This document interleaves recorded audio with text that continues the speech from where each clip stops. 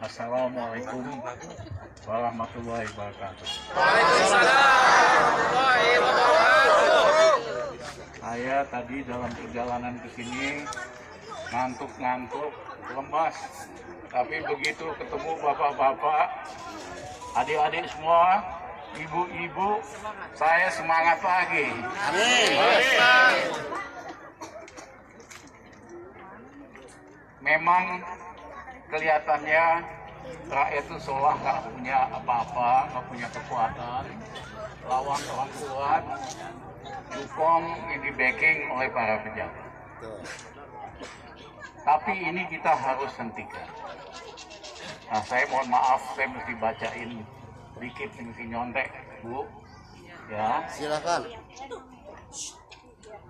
Saudara-saudara sebangsa dan setanah air. Baru bulan lalu, tepatnya 17 Agustus, kita memperingati proklamasi kemerdekaan Indonesia yang ke-70. Dalam setiap memperingati hari kemerdekaan, ada hal yang menarik, tepatnya ironi dan kepedihan. Karena pada saat yang bersamaan, bahkan saya sudah merasakan sejak aktif dalam gerakan mahasiswa tahun 1978, pada hari kemerdekaan itu selalu timbul pertanyaan, apakah kita semua sudah merdeka? Belum. Saya tanya lagi, apakah kita semua sudah merdeka? Belum. Yang baru merdeka itu baru 10% orang Indonesia ya. Betul. Sisanya itu masih belum merdeka.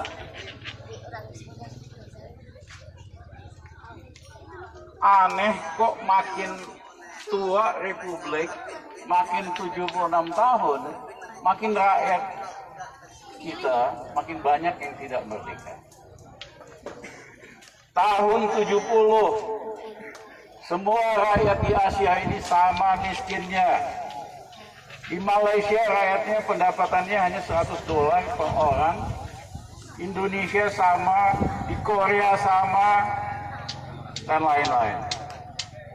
Tapi hari ini rakyat di Malaysia kesejahteraannya 3 kali rakyat di Indonesia. Makanya banyak orang kita mau kerja jadi TKI di Malaysia. Di Korea juga sama. Rakyatnya itu udah 20 kali lebih makmur dari kita. Dan sebagainya. Kok bisa padahal Indonesia tanahnya paling kaya, alamnya paling makmur, banyak matahari, banyak air, kok kita paling ketinggalan di Asia? Betul, Pak. Mohon maaf, karena banyak pemimpin yang tidak amanah. Banyak pemimpin yang tidak bersih. Bukannya ngurusin rakyat, bukannya ngurusin supaya kita rakyat lebih makmur, tapi malah bikin hidup kita lebih susah. Betul. Nah, insya Allah, bentar lagi, nggak lama lagi, Indonesia akan dapat pemimpin baru. Amin. Yang betul bekerja buat rakyat, punya track record, dan sebagainya. Sebetulnya kalau dilihat dari produk undang-undang, pemerintah RI zaman Bung Karno mengeluarkan Undang-Undang Nomor 5 tahun 60 tentang peraturan pokok agraria. Bangsa ini sebetulnya dari segi undang-undang udah merdeka. Kenapa? Karena undang-undang itu benar-benar berpihak kepada rakyat. Inilah undang-undang yang secara revolusioner mengubah aturan tentang kepemilikan tanah.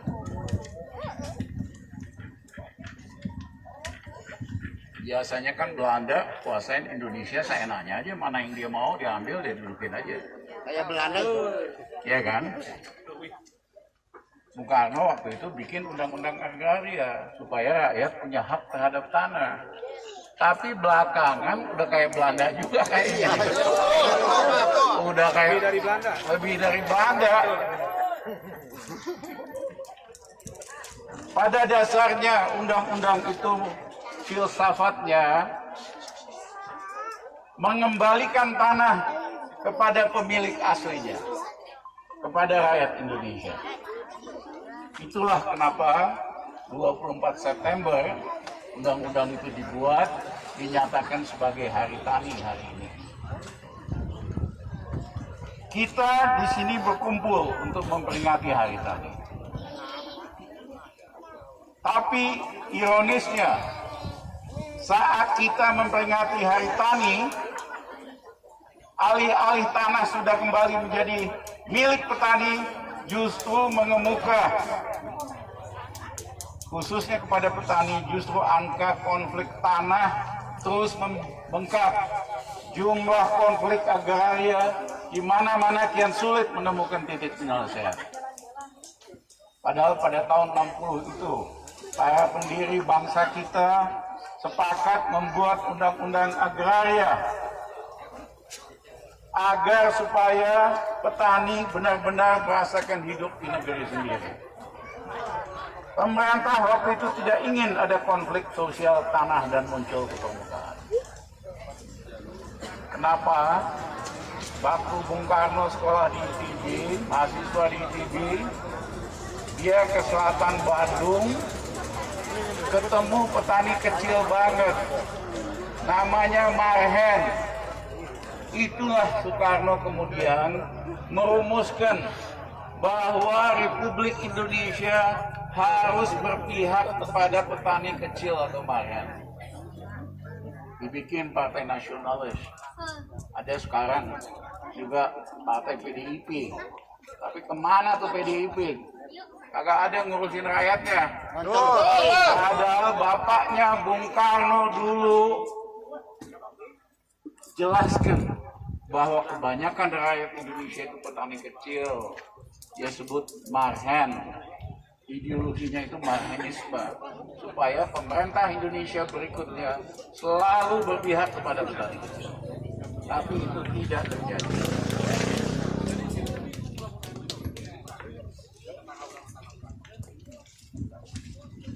Para pendiri Republik ini paham betul perang besar berkepanjangan melawan pemerintahan Belanda terjadi gara-gara konflik soal tanah. Itulah asal muasal dari perang Diponegoro di Jawa Tengah. Itulah asal muasal dari perang Padri di Sumatera Barat. Kedua perang itu harusnya membuat siapapun yang berkuasa untuk tidak sembarangan soal tanah. Saudara-saudara, soal tanah ini juga terkait dengan soal hak asasi manusia. Orang jual beli tanah biasa, nggak ada masalah, asal harga ganti ruginya yang benar. Asal harga ganti rugi itu disetujui kedua belah pihak. Ganti untung, katanya. Bukan ganti rugi. Tetapi apa yang terjadi hari ini? Kelompok cukong ini, Suiteng namanya, sok kuasa. Sama Suikong, satu lagi. Ya, Suiteng, sok jago. Karena dulu ngejilat Tommy Soeharto sama Bambang Soeharto, makanya bisa ambil tanah di mana-mana. Begitu Soeharto jatuh, nggak punya backing lagi dia. Akhirnya yang namanya Suiteng sempat dipenjara. Kenapa? Nggak ada lagi jagoan tukang pukul ya. Akhirnya cuma main dengan kelas bupati. Disoboklah Bupati Bogor. Siapa itu? Ahmad Yasin. Masuk kue. masuk gue. Suiteng di penjara 5 tahun. Tapi main sama KPK, dipotong hukumannya dari 5 tahun jadi 2,5 tahun. Ya, ini kan nggak lucu. Kalau rakyat nggak ada tuh potongan hukuman. Iya kan? Ada yang menyolong singkong kan dia bisa kena 6 bulan, nggak ada potongan. Ini malah hukumannya dipotong. Nah, tapi belakangan dapat backing yang katanya hebat lagi. Makanya berani kurang ajar. Menggusur itu tidak berhak penguasa swasta. Jangan salah nih. Yang berhak itu keputusan pengadilan. Mantap. Barulah pengadilan yang merintahkan ini dibebaskan. Tidak boleh swasta cukong-cukong main kirim bulldozer, main kirim preman. Nggak benar itu. Kawan. Saya kasihan juga sama kawan-kawan yang preman ini, kan mereka sama-sama miskin. Dia adu sama rakyat miskin lagi. Ya, Miskin jadi lah, saya miskin. ingatkan ya kawan-kawan preman supaya janganlah mau diadu sama bangsa sendiri. Kalau berani lawan itu cukongnya. Jangan rakyat yang diadu. Preman kelaparan tuh, Pak. Nah, biasanya bukan hanya preman dari daerah sini, bawa preman dari luar. Orang hidup, Pak. Preman aja diimpor coba. Iya kan? Ini nggak benar. Kalau negaranya benar, nggak mungkin terjadi. Nggak ada preman so jago kurang ajar. Ya kan? Mau enaknya aja ngegusur rakyat. Saya lihat videonya itu rakyat Bojong Koneng. Rumahnya digusur aja sama bulldozer, sama ekskavator. Ya, saya sedih sekali, makanya saya mau datang ke sini. Terima kasih. Nah, kenapa dia harus pakai preman? Karena dia tidak mau ganti rugi yang benar, ganti untung. Dia jual tanah kalau dia ada kuasain itu 5 juta sampai 10 juta per meter. Harusnya kan kalau kasih rakyat 200.000, 300.000 per meter masih untung. Bahkan 1 juta masih untung. Tapi mereka nggak mau bayar preman. Nah, preman ini gusur rakyat. Dipaksa ganti ruginya, kalau ada rumahnya katanya 30.000 per meter persegi. Berapa? 4.000. 25.000. Kalau nggak ada rumahnya 3.000 katanya. Buat ngopi aja kagak bisa. Bajingan nggak ini kurang aja. Ya, jadi inilah tekniknya orang yang kuasa. Mentang-mentang punya uang, dia bisa beli pejabat, bisa beli aparat, bisa nyuruh preman. Orang miskin juga diadu lagi sama orang miskin. Karena dia nggak mau bisnis yang benar. Kalau bisnis yang benar, untung sama untung dong. Rakyatnya untung, ya kan, pengusahanya untung. Tapi dia nggak mau bisnis yang nggak benar. Dia mau bisnis super untung. Karena serakah. Hai Suiteng, jangan berani sembunyi di Singapura doang, datang ke sini. Dia kan di Singapura. Ada masyarakat Bojong Koneng. Kalau lu punya nyali, datang ke sini. Malah cuma bayar preman aja buat gusur. Adik-adik, ibu-ibu, ya saya lihat di TV itu saya sedih banget lihatnya. Enak banget mereka gusur rakyat kita. Nah, memang menurut Komisi Tinggi PBB, mana si Suiteng? Mana itu? Hai Suiteng, datang kau ke sini.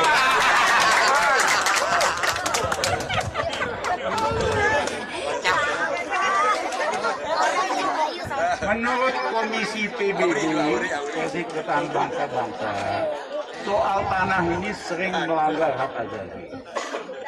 Jadi rakyat dipaksa digusur, ya nggak ada waktu buat pindah dan sebagainya.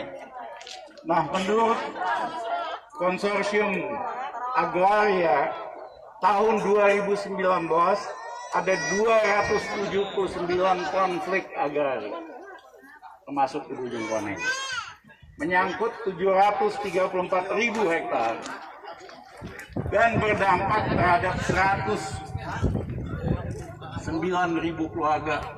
Kalau satu keluarga 5 kebayang nggak, hampir setengah juta orang digusur enak-enaknya.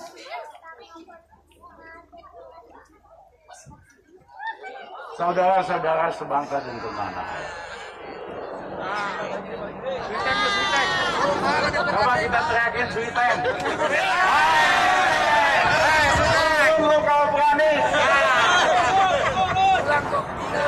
Pulang kau, jangan sembunyi doang di Singapura.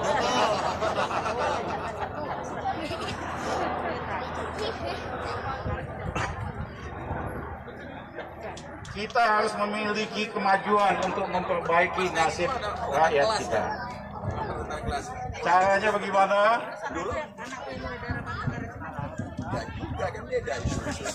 Untuk itu dari tempat yang bersejarah ini, saya meminta kepada Saudara Menteri Agraria dan Tata Ruang Badan Pertanahan Nasional, Sofyan Jalil, dulu bekas staf saya dulu sekarang jadi menteri, besok jago kali ya.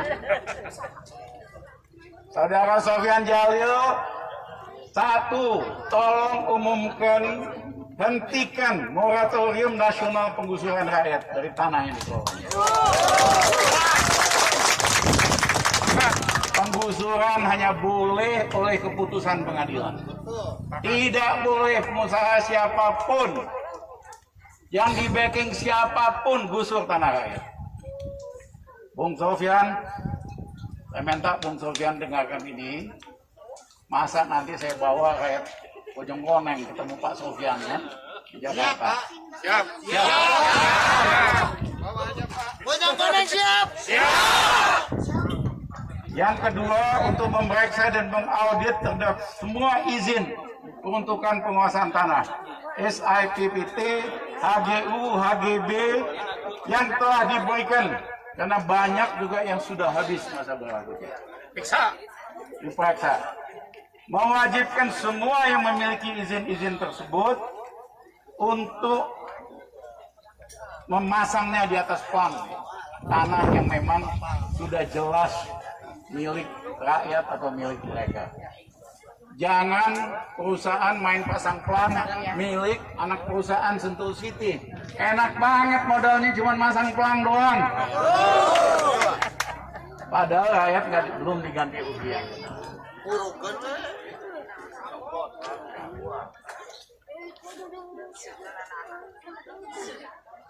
Saya kepengen 3 langkah ini dilakukan oleh pemerintah.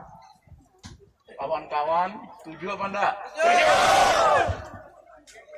Kalau setuju, saya minta Ketua Iwan Sumule, ini Ketua Prodem yang zaman Soeharto aja berani ngelawan, sampai Soeharto jatuh. Jadi hati-hati Mas Jokowi. Ya, kalau nggak dengerin Ketua Prodem, nasibnya bisa lebih apes dari Pak Harto.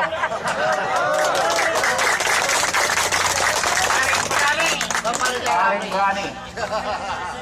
Ya. Saya minta Bung Iwan Sumule dan kawan Prodem menulis surat resmi kepada Menteri Agraria dan Tata Ruang, Saudara Sofyan Jalil, supaya melaksanakan 3 permintaan itu tadi. Jangan lupa, tembusan suratnya dikirim ke seluruh kepala daerah, bupati, wali kota, dan gubernur di seluruh Indonesia. Jangan sampai ada gubernur ya yang main tanda tangan aja kasih sama Sentul City. Siapa itu? Ridwan Kamil ya? Iya. Nyesal tuh dia dulu ngadep ke rumah saya, tak terima. Kalau kerjanya main begini, saya nggak mau terima orang kayak begini. Hah? Surat itu Pak Ketua Prodem juga tembuskan kepada Panglima TNI, Kapolri, agar diteruskan ke pejabat di bawahnya, Kodam, Kodim, Polda, dan Polres. Jangan sampai aparat ini justru berpihak kepada cukong. Aparat harus berpihak buat rakyat dan bangsa. Saya percaya TNI masih tetap berada di jalan doktrin Panglima Besar Jenderal Sudirman. Sebagai tentara rakyat, pembela rakyat. Jenderal Sudirman itu betul-betul jenderalnya rakyat, tentaranya rakyat, hidupnya sederhana, berpihak sama rakyat. Sayang jenderal-jenderal sekarang kebanyakan itu menang di gaya doang, tapi nggak berpihak sama rakyat. Nah, saya juga percaya polisi masih menjalankan motonya Rastra Sewa Kotama, yang artinya polisi adalah abdi utama bagi nusa bangsa, melindungi, mengayomi, dan masyarakat. Benar apa enggak nih? Harus bisa. Benar apa enggak ini polisi begini? Harusnya begitu, sekarang tidak. Faktanya. Saya nyesel lagi, karena zaman pemerintahan Gus Dur, pemerintahan kami, saya Menko-nya Gus Dur, yang pisahkan polisi dari tentara. Supaya tentara itu urusannya dengan kenyamanan, keamanan rakyat. Ya, tapi jangan polisi buntutnya kerjanya menggusur rakyat, itu nggak benar itu. Ya, saya minta polisi hati-hati. Nanti Rizal Ramli presiden, kita balikin lagi tuh. Ya. Nah, Kapolrinya sekarang Listio itu temen kena baik, orangnya si baik, ya. Jadi tolong surat ini Prodem Pak Ketua dikirim kepada Kapolri Listio, ya, agar supaya polisi itu betul-betul kembali ke jati dirinya sesuai undang-undang. Jadi pengayom rakyat, bukan tukang pukul cukong. Dengan tekad yang kuat dan pengawalan yang serius dari seluruh rakyat Indonesia atas permintaan 3 hal ini, moratorium penggusuran secara nasional, hentikan penggusuran tanah rakyat, kecuali dengan keputusan pengadilan. Yang kedua, mengaudit semua jenis surat dan transparansi kepemilikan. Kalau kita kompak, kalau kita satu hati dan satu tindakan, kita pasti menang. Semoga Tuhan Yang Maha Pengasih senantiasa membimbing dan melindungi jalan perjuangan kita. Amin. Merdeka! Merdeka! Merdeka! Merdeka! Wassalamualaikum warahmatullahi wabarakatuh.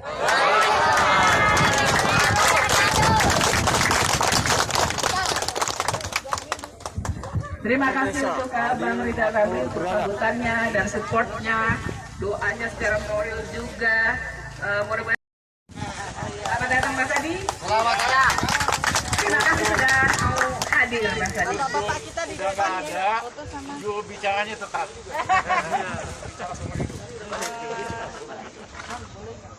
Panjang umur dan sehat selalu ya Mas ya.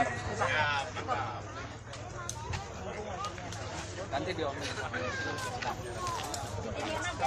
Udah, foto bareng. Iya, sama masyarakat.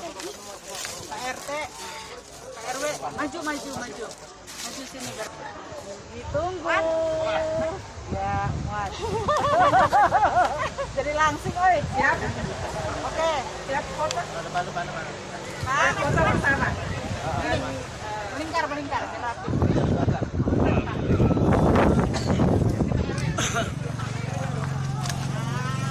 Ya. Ompi siap nanti untuk orasi politiknya ya. Juga kakak lihat Oke, satu, ya. Siap. 1, 2, 3. Satu kali lagi ya. 1, 2, 3 senyum. Ya, oke.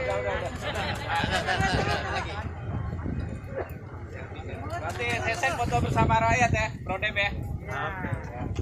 Ibu maju. Ompi, Foto bareng. Ompi. Orasi politik dulu. Santri itu petani sejati. Petani adalah lelaku Islami sejati. Sebab berserah diri pada hukum semesta alam atau sunnatullah. Tugas suci petani adalah bercocok tanam, sekaligus merawat tanah pusaka di mana petani itu menetap. Maka barang siapa merampas tanah garapan petani adalah kafir yang mesti dilawan. Hidup petani, hidup Prodem.